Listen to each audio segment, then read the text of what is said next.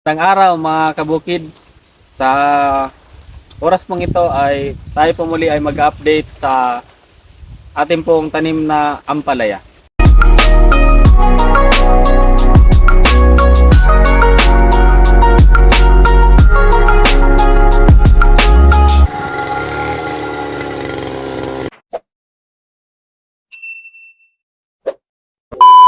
Ito, kumusta ang ating ampalaya? So sa ngayon ay okay naman ang ating ampalaya. So kung titingnan natin, ito ay namumunga na. So ayan, namumunga na siya. Ayan, may mga bunga na siya. So ito ay isang buwan. 1 month po. Isang buwan na po siya. So, ito bakit ganito yung ating taniman na ampalaya, ang plastic mulch ay kalahati lang? So bakit nga ba ganito yung kalokohan na ginawa ko? So kung titingnan po natin, yung panahon po dito sa amin ay mainit na, sobrang init na. So ginawa ko po dito ay kalahati lang yung linagay naming plastic mulch, kasi po kapag umuulan po, kung ito po ay babalutin ko lahat, paminsan-minsan po kasi umuulan dito, so sayang, wala pong makukuha yung lupa ng ulan na tubig. So aasa lang kami dito sa drip irrigation na linagay namin. Sayang din po kasi yung ulan po kasi ay nitrogen, so siya po yung talagang nagpapataba sa ating mga tanim. So, Tito, nabanggit mo ang drip irrigation sa ating tanim na ampalaya. Kumusta ang inyong paggamit ng drip irrigation? So kung titingnan po natin ating drip irrigation, ito po ay maganda kahit po siya ay napakakaba. Maganda pa rin po yung kanyang tubig. Yung ganito lang po siya, kung titingnan po natin. Ayan o. Parang tumutulo lang siya kung titingnan po natin, pero sa loob po ng dalawang oras kalahati minsan, ay siya po ay basang-basa na talaga siya. So tingnan natin, kapain natin. Ayan po. Kung tingnan na natin yung kanyang tinuluan po, ayan o, sobrang basang-basa na siya. So 2 oras lang po siya. So okay na po siya sa 2 oras. Oo, ito. Di ba ito dito yung yung first time natin na paggamit ng drip irrigation? Naalala ko last year, yung ating taniman ng ampalaya ay talagang pagod na pagod sila Tito sa pag At bibilig. pagdidilig. So ngayong taon ay nag-implement kami ng drip irrigation at sa in total Tito, kumusta naman yung okay ba yung drip irrigation, malaking tulong sa inyong Ay, pagtatanim? sobra pong laki kasi ang ginagawa po namin, ito po ay mga pag mainit na po siya, mga 8:30 ay bubuksan ko na po yung mga gate bulb po. Okay na siya, tuloy-tuloy na siya. Tapos nakakapagtrabaho pa ako ng iba. Yan. Yung nakagandaan po sa drip irrigation kasi hindi ka na magpapagod na magpatubig, magdilig. So pabayaan mo na siya na yung paunti-unting nagdidilig sa ating mga tanim. So napakaganda po siya, napakalaking tulong po. Kasi marami po tayong magagawa. Nagdidilig na tayo, nakakatrabaho pa siya tayo sa iba. Sige. Pwede ba natin Titong tingnan yung ating drip irrigation hanggang doon sa pinaka source? Tingnan natin doon kung talagang makakarating sa dulo. Ano daw Tito? Tingnan natin. Sige, tingnan natin. Tara.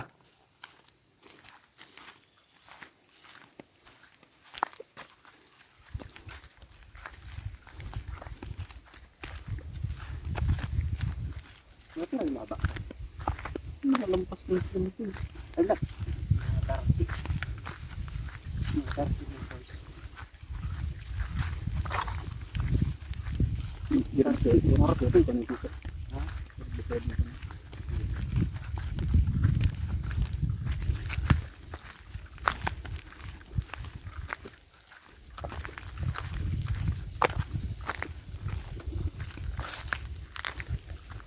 Mga 40 ito dyan.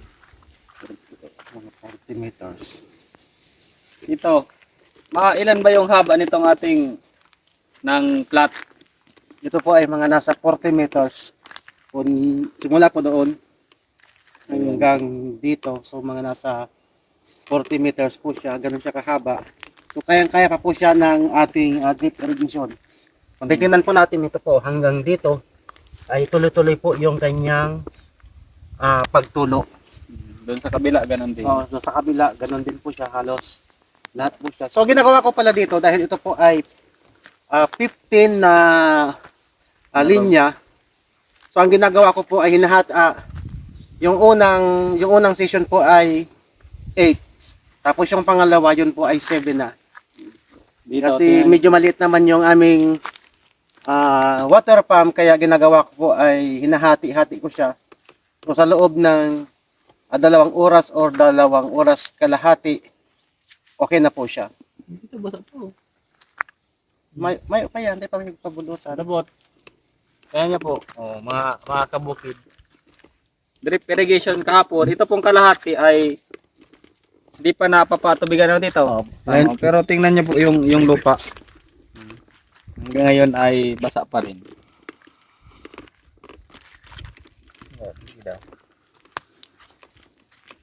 Basa pa talaga dito. Basa pa.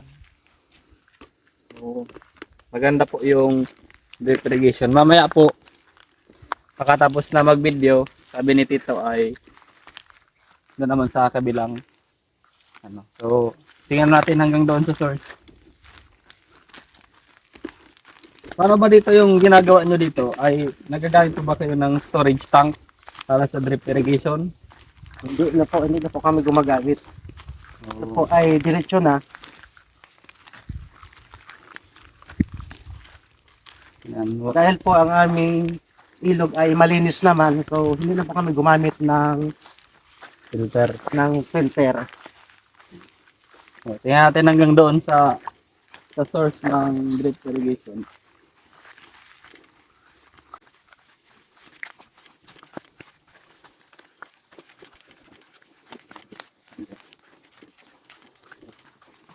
Salamat.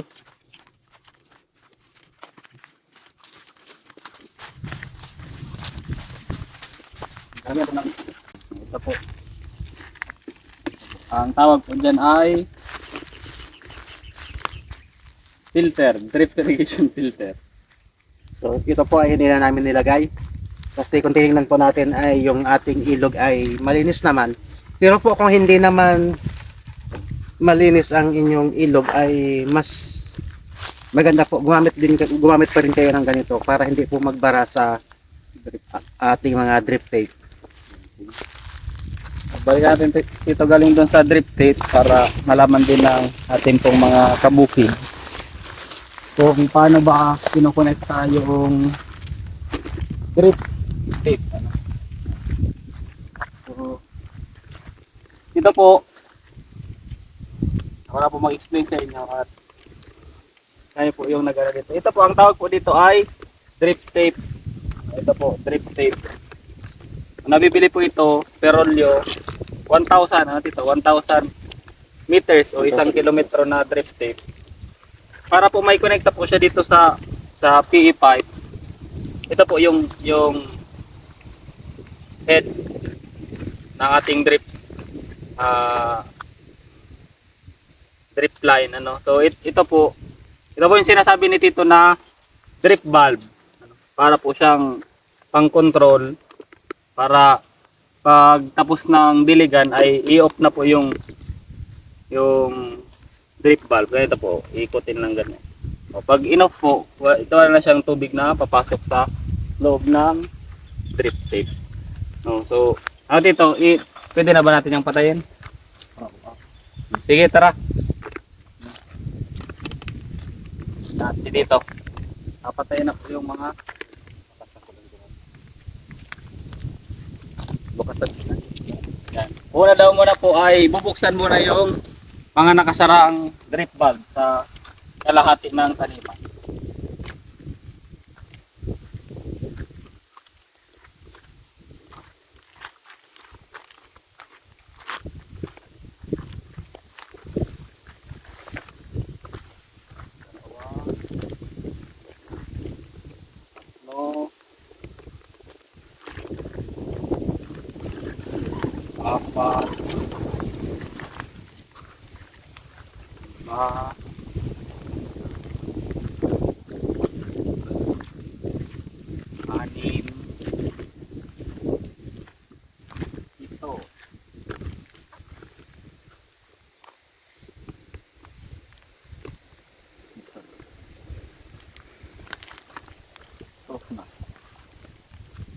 Ito pong linya.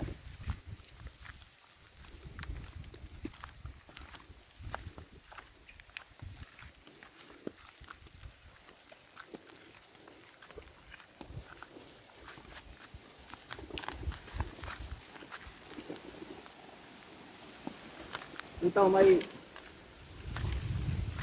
tanong ako, bakit ba yung ating tubo ay imbis na galing doon ay yung tubo ay simula dito bababa? So, kinuha po natin yung, kailangan po talaga yung una ay nasa mataas para yung tubig ay pababa siya. Kapag pababa yung tubig natin ay siya po ay bilong-bilo. Malakas po siya. O nakita nyo na po yung pagbukas ng ating grip tape. Tingnan naman natin. Ating sundan yung takbo ng header.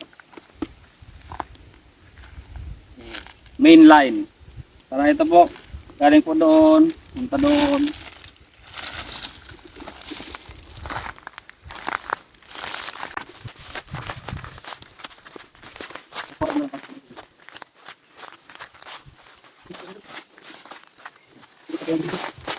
Galing po doon.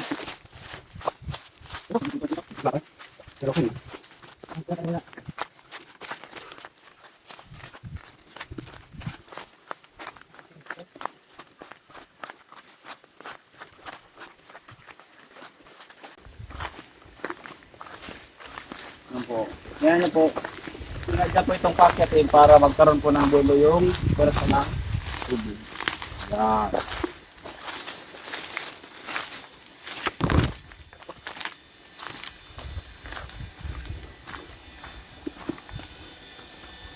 Hanggang dito sa solar pump na 12 volt. So, tingnan nyo po, malinis po yung aming source ng tubig.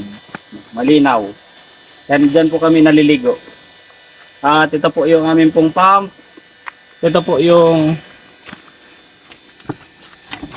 yan, yung aming pong solar system, battery, charge controller, switches, at nandun po yung solar panel.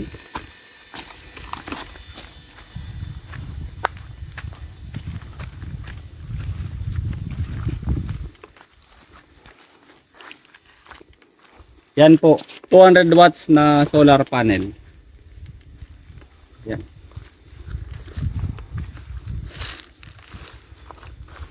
A few moments later. So, gaano ba ito Tito? Sa estimate mo, gaano ito kalayo?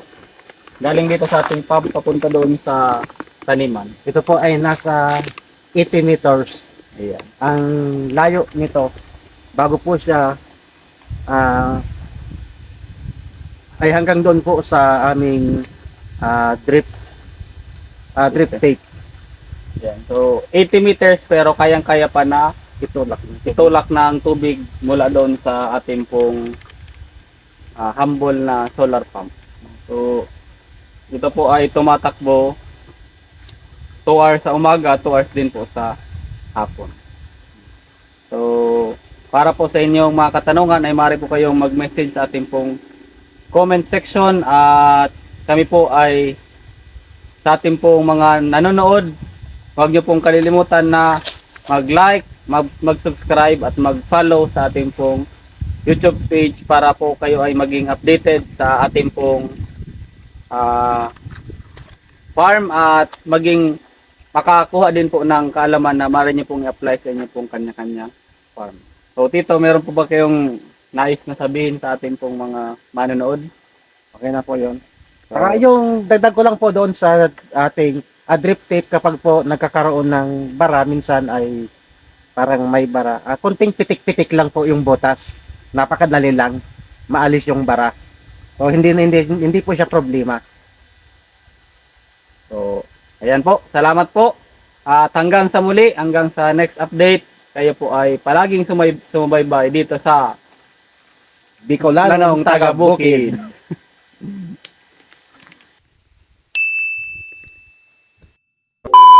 Sa mga nanonood sa amin, so kung maaari po ay paki-subscribe na din yung aming YouTube para kami po ay matulungan at makatulong na din kami sa mga tao na nangailangan ng mga idea na ginagamit namin.